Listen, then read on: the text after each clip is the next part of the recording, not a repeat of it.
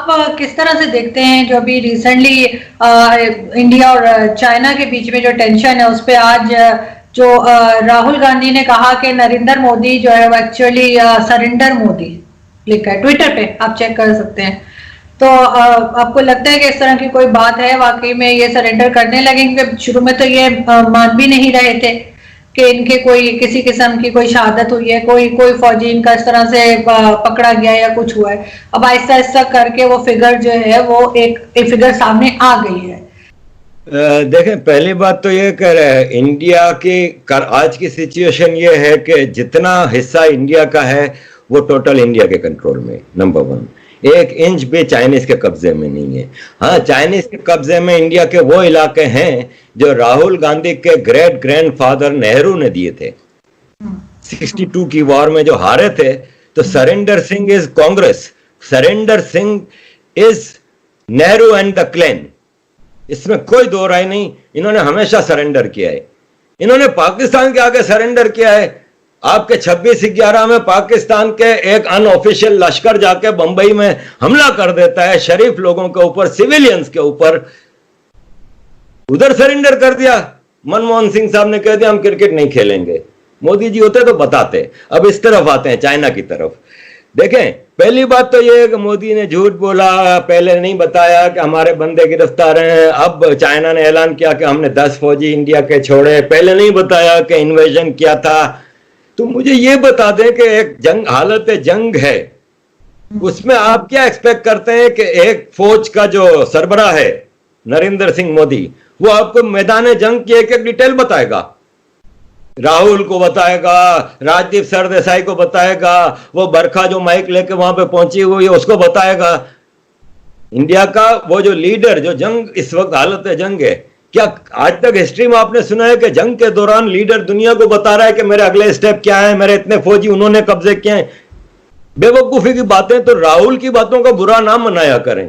राहुल के साथ बड़े मसले हैं, राहुल के साथ बड़ी ज्यादतियां हुई हैं जिंदगी में, और मैं इसकी बातों का इसलिए बुरा नहीं मनाता कि मेंटली अनस्टेबल, 1 मिनट में आगे आ रहा हूं फिर आप पूछिएगा, अनस्टेबल पर्सन है ये।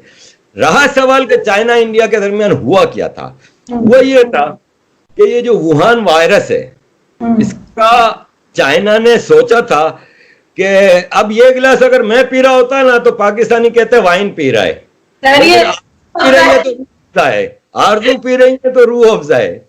लेकिन मैं अगर पी रहा होता तो पाकिस्तानी लगा रहे होते कि ये देखो आरिफ हजा क्या को रो वालों ने लेटेस्ट वाइन। एनीवे, चाइना है ना, वुहान वायरस के बाद चाइना को ये लगा कि वुहान को हमने कंट्रोल कर लिया है, बीजिंग तक भी नहीं जाने दिया, दुनिया का बाजा बज गया है।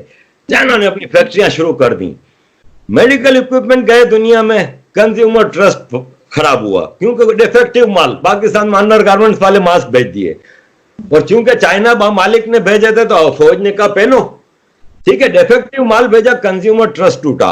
China was looking for a war.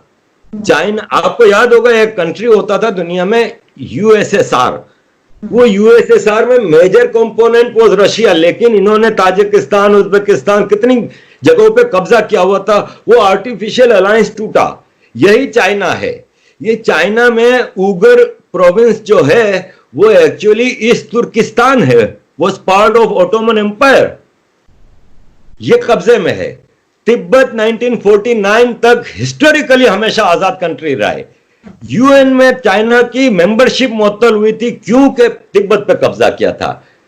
Hong Kong को 97 में इंटरनेशनल एग्रीमेंट के तहत ऑटोनॉमी हासिल थी, वहां चाइनी फौज ने कब्जा किया हुआ है। मकाओ को भी आजादी मिली थी, ऑटोनॉमी मिली थी।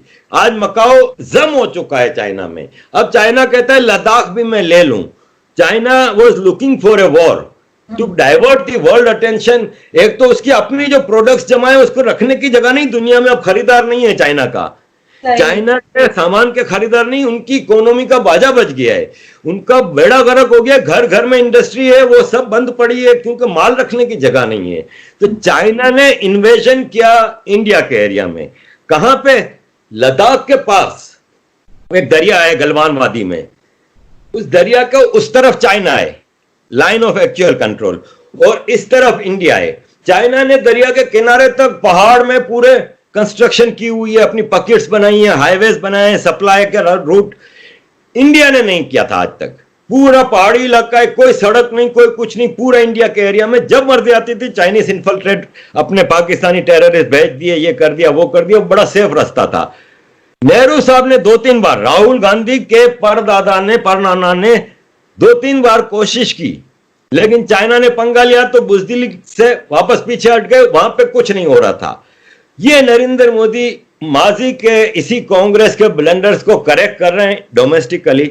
उन्होंने वहां पे कंस्ट्रक्शन शुरू की, वहां पे पुल बना उस दरिया के ऊपर, और कई रोड वोड बनने लगे तो चाइनीसों ने उन वर्कर्स के, वो फौजी वर्कर्स जो थे, निहत्ते थे, क्योंकि चाइना इंडिया का पैक्ट है 1967 में कि फायरिंग नहीं होगी, तो इस वाकये में भी एक भी गोली नहीं चली, तो उनके ऊपर हमला किया। अचानक हमला हुआ, 20 इंडियन फौजी शहीद हुए, चाइना के 50 से ज्यादा मारे गए। इंडियनों ने भी फिर भरपूर जवाब दिया इस अचानक हमले का, भाग गए, ये नहीं बढ़ेगी आगे। चाइना इस वक्त किसी से जंग अफोर्ड नहीं कर सकता। हाँ, एक मोहल्ले की जो बाई नहीं होती, जो मासी होती है, जो सबके घर में जाके लड़ाती है, सब कुछ करती है, एक हर मोहल्ले में एक पुरानी बूढ़ी होती है, वो पाकिस्तान है। वो कोशिश कर रहा है कि इंडिया से हम तो लड़ नहीं सकते, हमारी तो इतनी औकात नहीं है कि हम इंडिया से कुछ करें। जब भी लड़े हैं तो कभी सियाचिन दे दिया, कभी कारगिल दे दिया, कभी ईस्ट पाकिस्तान दे दिया, तो चाइना को उकसा रहे हैं हम, लेकिन होना वाना कुछ नहीं है। चाइना नहीं लड़ सकता इस वक्त, चाइना जंग अफोर्ड नहीं कर सकता। लेकिन सर उनके तो अपने कुछ पॉलिटिशियंस हैं जिनकी ऑडियो क्लिप जो है वो भी कहीं से रिलीज हुआ है, जिसमें वो कह रहे हैं कि जो कारगिल है वो पाकिस्तान को दे देना चाहिए और लद्दाख जो है वो चाइनीज को दे देना चाहिए। लेकिन चाइना की पहले से भी सुनने में आ रहा है कि कुछ टेंशन चल रही थी इंडिया के साथ, ये पाकिस्तान उसको कर रहा है, मैंने ऐसा कुछ नहीं सुना। लेकिन ये कि हाँ पाकिस्तान साथ हो सकता है, जरूर दे रहा हो, क्योंकि चाइनीज कि तो हमारे माई बाप है ना, चाइनीज के आगे तो हम बोलते नहीं है। लेकिन जो टेंशन थी चाइना के बॉर्डर के ऊपर वो पहले से चल रही थी इंडिया की। और ये अभी आपको क्या लग रहा है, 1 हफ्ता लगेगा, 2 हफ्ते लगेंगे? अभी जहां तक मैं as an student of these affairs ये समझता हूं कि ये मामला खत्म हो गया है, ठीक है, अब ये आगे क्लैश नहीं होगा। क्यों कि चाइना ने, एक होता है ना कि आप टेम्परेचर नोट करने के लिए एक छोटा सा काम कर लेते हैं तो देखने के लिए कि क्या रिएक्शन आएगा, तो रिएक्शन फ्री वर्ल्ड का ये आया कि सब ने कहा कि वी स्टैंड विथ इंडिया, और सिवाय पाकिस्तान के कोई भी चाइना के साथ नहीं खड़ा। फिर तिब्बत के बॉर्डर है जो इंडिया के साथ, उस पर भी टेंशन चल रही है, अरुणाचल में भी चल रही है, नेपाल को काफी यूज कर रहा है पाकिस्तान की तरह चाइना। नो डाउट कि देयर आर टेंशंस। मैं नहीं समझता कि कोई आगे क्लैश ऐसा होगा, क्योंकि इंडिया ने खास तौर पे, इनका एक एग्रीमेंट है जिसको अब जाके पोल खुला है। राहुल गांधी बार बार वो कर रहा था ना कि हमारे फौजियों को गोली मारने की इजाजत क्यों नहीं दी गई, तो फिर वो एग्रीमेंट निकाल के दिखाया गया कि आपके परनाना ने ये एग्रीमेंट किया था कि वहां पे फायरिंग नहीं होगी, तो इसलिए। लेकिन अब मोदी जी ने कह दिया है कि इनफ इज इनफ, आगे ऐसे किसी चीज का मुंह तोड़ जवाब दिया जाएगा, तो आई थिंक कि नहीं होगा कुछ। सर इनके आज भी मैं एक टॉक शो देख रही थी रिपब्लिक भारत पे, तो उसमें उनके, मुझे नहीं पता अपोजिशन के थे या कोई एनालिस्ट थे, ये मैं मुझे नहीं समझ आई, लेकिन कोई थे जो ये कह रहे थे कि सारी दुनिया चाइना के साथ खड़ी है और भारत अकेला है। तो उस पर खैर दूसरी साइड जो लोग थे वो इस बात से एग्री नहीं कर रहे थे। तो आपको लगता है कि सब लोग चाइना के साथ हैं, भारत के साथ ऐसा कोई नहीं खड़ा हुआ? सिवाय पाकिस्तान के किसने बयान दिया है कि मैं चाइना के साथ खड़ा हूं? पुतिन ने तस्वीर लगाई है, आई स्टैंड विथ इंडिया, सबने, ट्रंप ने भी तस्वीर लगाई, I stand with India. European union ने क्लियर कट मैसेज दिया है कि we stand with India.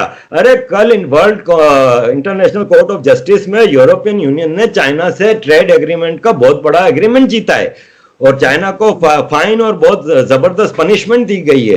European union stand करती है इंडिया के साथ, अमेरिका, ऑस्ट्रेलिया, कनाडा, अरब कंट्रीज आप देखिएगा स्टैंड करेंगे चाइना के साथ, क्योंकि अरब इस वक्त चाइना को नाराज नहीं कर रहे, इसलिए क्लियर कट कोई बात नहीं कर रहे। लेकिन अगर ऐसी कोई सिचुएशन आई तो Arab is standing with USA and India.